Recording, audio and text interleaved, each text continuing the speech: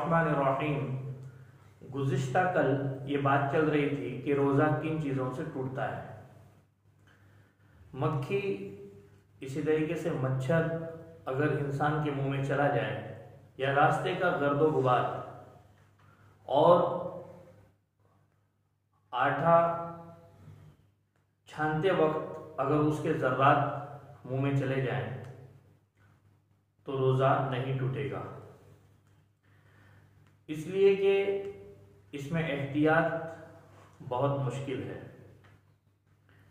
अगर किसी इंसान ने भूले से किसी चीज़ को खा पी लिया या भूल से कोई चीज़ जौफ में पहुंच जाए इस तौर पर कि उसको वापस लौटाने पर उसे कुदरत न हो, तो ऐसी सूरत में भी रोज़ा नहीं टूटेगा। हदीस मुबारका में आता है, जो शख्स रोज़े में भूल कर खा या पी ले तो वो अपना रोज़ा मुकम्मल कर ले, उसे अल्लाह तबारक व तआला ने खिलाया पिलाया है।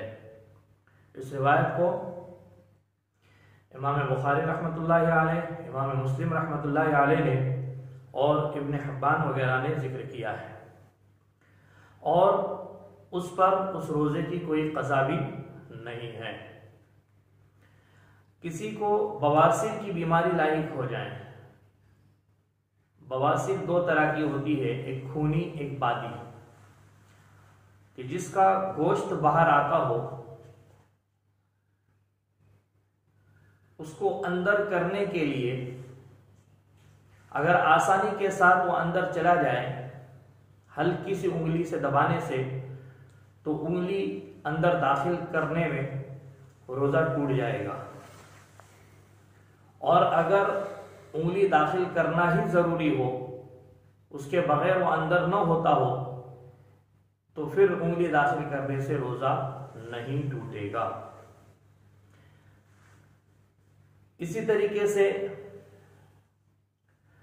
कुल्ली और इस्तिंशाक में मुबालगा करने से रोज़ा टूट जाएगा।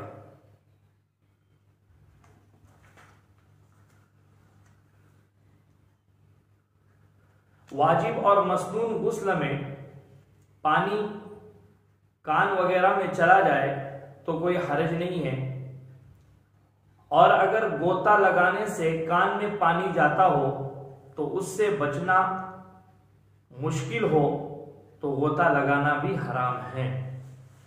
और कान में पानी चला जाए तो उससे रोज़ा बातिल होगा। सिर्फ ठंडक हासिल करने के लिए या सफाई सुथराई के लिए कोई बंदा गुस्ल करे और कान में पानी चला जाए तो रोज़ा बातिल होगा। इस्तिम्ना, इसके माने हैं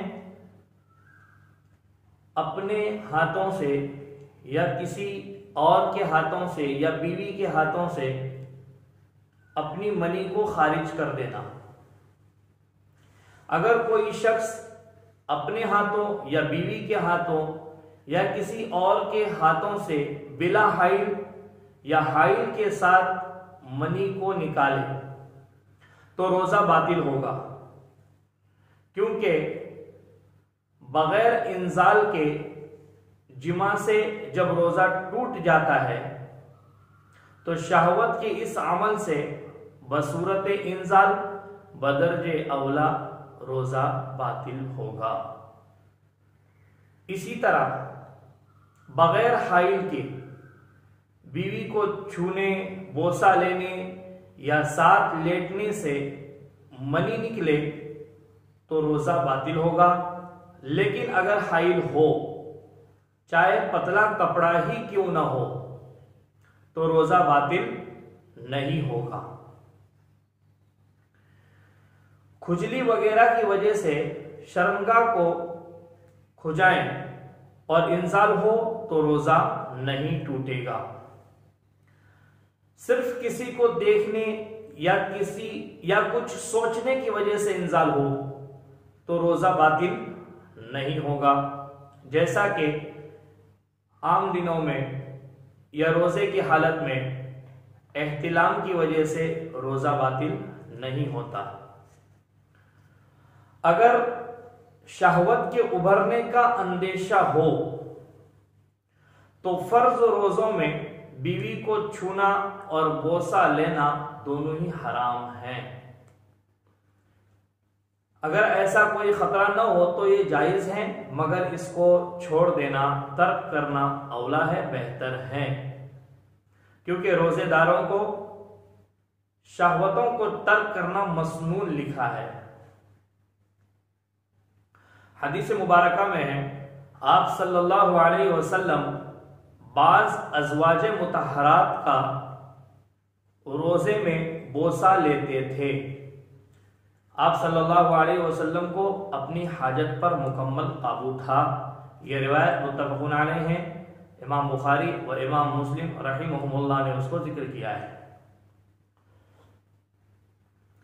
लेकिन बचना चाहिए, उस पर दूसरी रिवायत दलालत करती है आप सल्लल्लाहु अलैहि वसल्लम ने एक बूढ़े शख्स को रोजे में मुबाशरत यानी बीवी के साथ सिर्फ लेटने वगैरह की इजाजत दी। बीवी के साथ लेटने की इजाजत दी और दूसरे शख्स को जो जवान था उसको मना फरमाया। अबू दाऊद और बैहक़ी ने इस रिवायत को नक़ल किया है। अगर सुबह सादिक का वक्त हो चुका हो और कोई लुक़मा अपने मुंह में डाल दे तो क्या हुक्म होगा? अगर सुबह सादिक के वक्त मुंह में खाना हो, लुक़मा डाल दिया और उसमें से कुछ निकल नहीं गया बल्कि उसको फेंक दिया या फिर मुंह में ही रखा तो रोजा सही होगा। और फेंकने की सूरत में अगर कुछ हल्का सा अंदर चला भी जाए तो कोई हरज नहीं है, बसूरत दिगर कि अगर मुंह में ही उसको रखा और उसमें अगर हल्का सा भी चला गया तो रोजा सही नहीं होगा बल्कि रोजा बातिल शुमार होगा। दौरान जिमा सुबह सादिक हो जाए और फौरन अपनी बीवी से ये जुदा हो जाए तो रोजा सही है, दुरुस्त होगा। अगरचे बाद में इंजाल भी हो गया हो तो कोई मुजायका नहीं है। अगर सुबह सादिक होते ही जुदा नहीं हुआ, चाहे उसे सुबह सादिक का इल्म हो या न हो, तो फिर रोजा सही नहीं होगा। आमतौर से लोग पूछते हैं कि इलाज मुआलजे के लिए इंजेक्शन लगवाने का क्या हुक्म है? रोजे की हालत में इंजेक्शन लगवा सकते ही नहीं लगवा सकते हैं? रोजे की हालत में बतौर इलाज इंजेक्शन लगवाने में कोई हरज नहीं है, इससे रोजा फासिद न होगा। तीसरी शर्त लगाई थी, तीसरा रुकन जिक्र किया था। रोजों के 3 अरकान जिक्र किए थे, जिसमें तीसरा रुकन जिक्र किया था कि खुद उसका रोजेदार होना। रोजेदार के लिए मुकम्मल दिन सुबह सादिक से गुरूब आफताब तक इस्लाम, अक्ल और हैद व निफास से पाकी शर्त है। ये शर्त लगाई है कि वो अगर औरत है तो वो हैद व निफास से पाक व साफ हो और बाकी मुसलमान होना एक शर्त है, अक्लमंद होना शर्त है। लिहाजा दिन के किसी भी हिस्से में इन सिफात में से कोई भी उसकी जिद पाई गई तो रोजा सही नहीं होगा। यानी अगर इस्लाम से फिर गया, मुर्तद हो गया, कुफ्र में चला गया, रोजा बातिल होगा। अक्ल खत्म हो गई, जुनून आ गया, दीवानापन आ गया, पागलपन आ गया, रोजा फासिद होगा। इसी तरीके से औरत रोजे की हालत में है लेकिन फिर हैज शुरू हो गया या उसकी विलादत हो गई तो फिर रोजा बातिल होगा। लिहाजा दिन में 1 सेकेंड भी कुफ्र या पागलपन पाया गया तो रोजा न होगा। हाइजा व नुफसा को हालत हैज व हालत निफास में रोजे की नीयत से रुके रहना हराम है, इसलिए कि अब उनका रोजा नहीं है तो फिर रोजे की नीयत से रुके रहना ये इस्लाम इसकी इजाजत नहीं देता। इसलिए कि अगर रोजे की हालत में किसी की जान भी चली जाए भूख या प्यास की वजह से तो उसको शहादत का दर्जा मिल सकता है, लेकिन जो रोजे की हालत में नहीं है और हैद और निफास की हालत में अपने आप को रोजेदार शुमार करते हुए अगर खाने पीने वगैरह की चीजों से इज्तिनाब करें तो और उसमें उसकी जान चले जाए तो फिर ये इस्लाम इसकी गुंजाइश नहीं देता, इसलिए कि ये खुदकुशी के दायरे में शुमार हो सकता है। वल्लाहु अअलम बिस्सवाब। कोई बंदा अगर दिन भर सोता रहा रोजे की हालत में तो क्या हुक्म है? दिन भर सोने से रोजा बातिल नहीं होगा बल्कि रोजा दुरुस्त हो जाएगा। दिन के बाद हिस्से में बेहोशी या नशा पाया जाए तो रोजा सही है, लेकिन मुकम्मल दिन बेहोश रहा पूरा दिन या नशे में रहा। अब नशा कभी बाज दफा इंसान को सुबह अगर सहरी में कोई दवाई खाया हो उसका भी नशा आ सकता है, तो अगर दिन भर बेहोश रहा या नशे में रहा तो उसका रोजा दुरुस्त नहीं होगा, क्योंकि ये दोनों सिफात इंसान को अहलियत खिताब से खारिज करते हैं बखिलाफ नींद के, क्योंकि नींद से फोतशुदा नमाज की कज़ा लाजिम है बखिलाफ बेहोशी के और उस नशे के जिसमें उसकी गलती न हो। लिहाजा अगर कोई रात में शराब पिए और दिन के बाद हिस्से में होश में हो तो रोजा दुरुस्त होगा। मुमय्यिज का रोजा सही है, गैर मुमय्यिज का रोजा सही नहीं होगा। छोटा बच्चा जो तमीज कर सकता हो हर बात में, अभी वो बालिग नहीं हुआ है, लिहाजा हर चीज का इम्तियाज वो कर सकता है, तो ऐसी सूरत में उसका रोजा दुरुस्त होगा। जो गैर मुमय्यिज है, जिसको अभी तक बहुत सारी चीजों का इल्म ही नहीं है, तो उसका रोजा दुरुस्त नहीं होगा।